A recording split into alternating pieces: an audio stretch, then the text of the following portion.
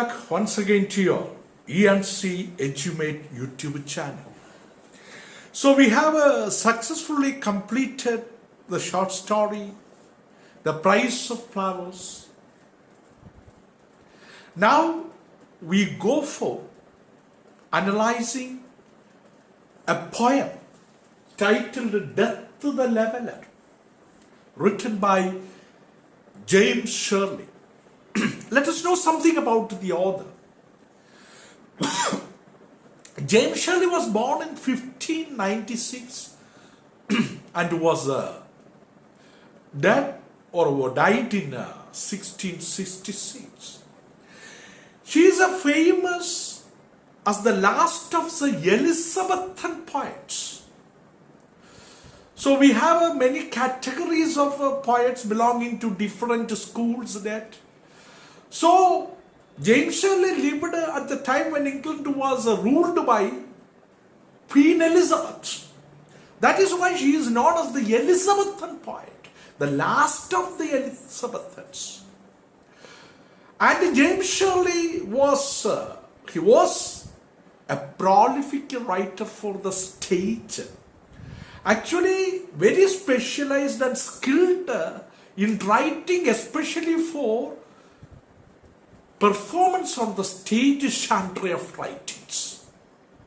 He also published 4 small volumes of poems and plays. So for his credit, he has published 4 small volumes, collection of poems and plays. That is why he is a prolific writer for the stage. Plays means dramas, short dramas. Death to the Leveler is a funeral song, a song sung for the burial or burning of the dead body. Dead body is to be buried under the ground, or according to Hindu tradition, they are to be burnt. So Death to the Leveler is really a funeral song, death song. The song should be sung at the time of the burial of the dead body. However, this poem appeals to reader to think about human actions. It's highly philosophical, giving more thoughts. The readers of the poem will have to reflect on different thoughts. The central idea of the poem is vanity. So we the human beings are running after money, popularity and dignity. But the poet, by writing this poem Death to the Leveler, he is trying to say that the poem is highlighting the idea of vanity, uselessness. Whatever we earn in this world, after our death will go to somebody. It is useless and impermanence. Opposite of permanence is impermanence. Very shortly it will soon perish. Impermanence of earthly glory and power. People are chasing or running after earthly world glory and also power and money and social status and material possessions. But the point says that they are all useless, vanity. And another important thing is death knows no distinction. Death does not discriminate between learned or educated and uneducated, rich and poor. Okay, socially high class people and socially low class people. Death knows no difference between different categories of people and carries off all like. Death is the end, it takes the life or the soul from the body and shedding the body on the earth and without any discrimination, taking everybody at the same time, high or low, rich and poor, strong and weak, reducing them all to dust. You see, when the dead body is buried, it will be joining with the dust, the soil, or if you burn a dead body, it will be reduced into ash. It is only the memory of the good deeds. And finally, the poet tries to substantiate the universal idea that the people after their death will be remembered, or their memory will live in the world only because of the good actions, good deeds. Deeds means actions done during their lifetime. That counts a lot. That counts a lot. So, this is about James Shirley's highly philosophical funeral song, Death the Leveler. Before going for, just to read and enjoy. Deeds means the actions, not the words. Not the words, but the actions speak louder than words. So we must stop talking too much. Rather than that, we must involve in doing good deeds. Good deeds will be remembered forever, all the time, even after the death hour. For example, Gandhiji doesn't live now. He's gone. But we remember Gandhiji because of the good deeds done by Mahatma Gandhiji. Here is a poem which tells us about the glory or the permanence of deeds. Read on the poem. So before reading the poem, let us try to understand some difficult words meanings. So when you look at the next page of your poem, you will understand first one is altar. Altar is a holy place in a church. Christians, when go to church for offering their religious ceremonies or offering mass, they will come on a particular place where the priest stands and is performing his mass. That place, holy place in a church, where that is called altar. The second word is blood. Blood shows family origins. Third one is captive. Captive means like a caged bird or a prisoner who is jailed inside the prison. Who is jailed inside the prison. Such a person is called a captive. Crooked. There are so many crooked people we will come across in our day-to-day life. Crooked means dishonest, not honest, not truthful persons.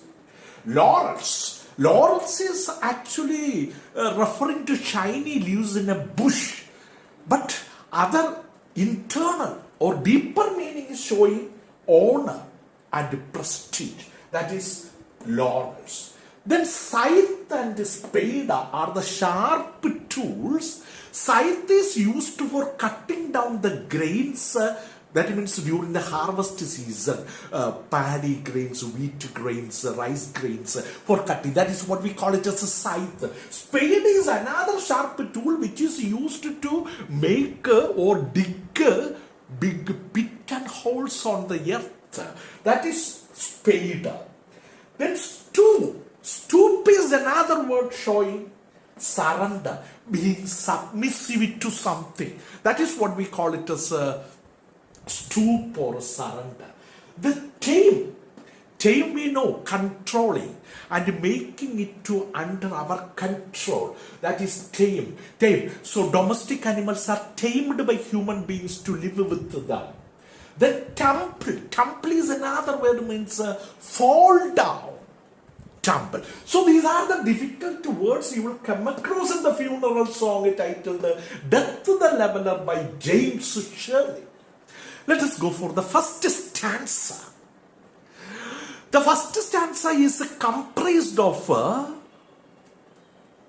8 lines. So try to know the techniques the poet used, James Shirley used. The glories of our blood, family origins, and state our present conditions are only shadows. They are not real things, they are only shadows. Not substantial things which is not going to continue for a long time with us. There is no armor. Armor is actually protective equipment against fate. We don't know what we are supposed to be fated in the world.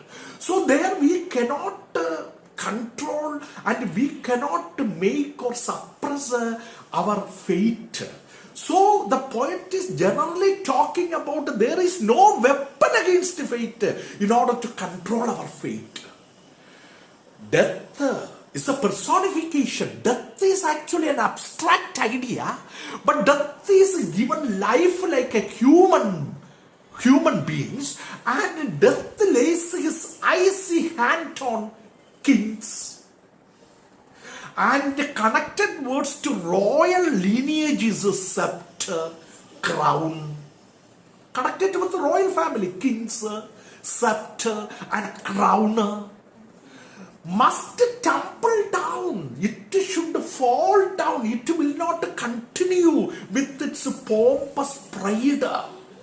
It will fall down, and in the dust be equal made. All these high class royal lineage like scepter and crown and kings will fall down, and in the dust they will be made equal with other ordinary people, with the poor crooked scythe and spade. You see, crooked scythe and spade. Crooked is a dishonest scythe and spade. Scythe and spade are the equipments or tools referring to another, that means below average status people, ordinary working laborers.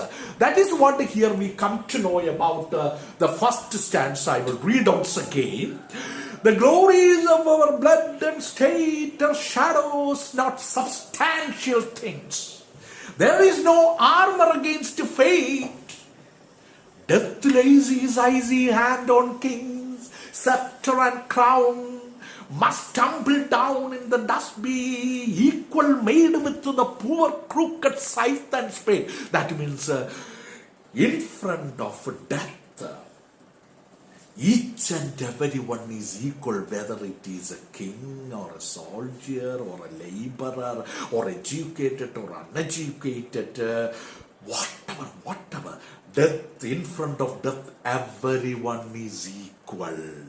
Now let us go to the second stanza. Second stanza is also comprised of 8 lines. You see, it is talking about victors and victims. Victors and victims. Victors and victims. Some men with the swords may reap the field and plant fresh roarers where they kill. So at the time of the war, some men with the swords are weapons used by the fighters, warriors. They reap the field, they will get accomplishments, achievements, and plant fresh laurels, fresh honors, where they kill their army, their enemies, where they kill their enemies. But their strong nerves at last must yield. Whatever valiant and brave and strong they are, they have to surrender, be submissive to fate. They tame, but one another still. Early or late, they stoop to fate. You see, whatever territories or terrains they captured by waging war against their enemies, or who are the valiant and brave enemies they killed, early or late, all these accomplishments and achievements, with all these proud of these soldiers, will have to stoop to fate, will have to surrender to fate at last when the death comes to call them, and must give up their murmuring health when they pale captives creep to death. You see the last 2 lines. And must give up their murmuring breath, the last moment of their life, when they are going to breathe their last. And they are like pale, unhealthy prisoners. Pale means unhealthy, without sufficient blood in the body. Pale captives, prisoners. They are creeping to death just like creatures. Now let us pass on to the next stanza. That's last. That means then after this third stanza there comes an octave, 2 lines. So let us see the third stanza, that is also comprised of 8 lines. The garlands wither on your brow. Then boast no more your mighty deeds. You see, garlands is a floral decoration which is used to put around to the neck for honoring people of their accomplishments and achievements. Even the garlands wither, will fade away on your brow. While you look at the flowers of the garland, will also fade away, wither away, will lose its beauty and fragrance, smell, good smell. Then the poet says, boast no more. Don't be proud of your achievements, your mighty deeds, your successful deeds. Upon death's purple altar now. You see, everything is waste or useless. Upon death's altar is purple now. See, where the victors and victims, where the victor, those who have gone or attained victory over the enemies, and the victims, those who were defeated by the victors, bleeds. Where the victim bleeds, both the victorious people and those who were defeated, those 2 categories of people were bleeding. Blood is going out of their body. Your head must come to the cold tomb. You see, when the death comes and calls you, your heads must come to the cold tomb where your dead body is going to lie. But only the actions of the just, good deeds. Actions of the just means your good actions, your good deeds smell sweet. That will be remembered even if you die. And blossoming their dust, people will be remembering yourself for the long time. So with this, we have completed the poem Death the Leveler. Please try to go for understanding what are the poetic devices and what are the rhyming words and what are the rhyme schemes, what are the other poetic techniques you have come across, just to read and understand. And after this class, we will be coming with the very detailed and simple analytical appreciation and also the interpretations and everything. I hope you have understood. Watch the class again and again and be prepared for getting the updates from ENC Achievement. Don't forget to share to your friends and ask them to subscribe and be in touch with ENC Achievement and be competent to score A+. Wish you all the best. Thank you.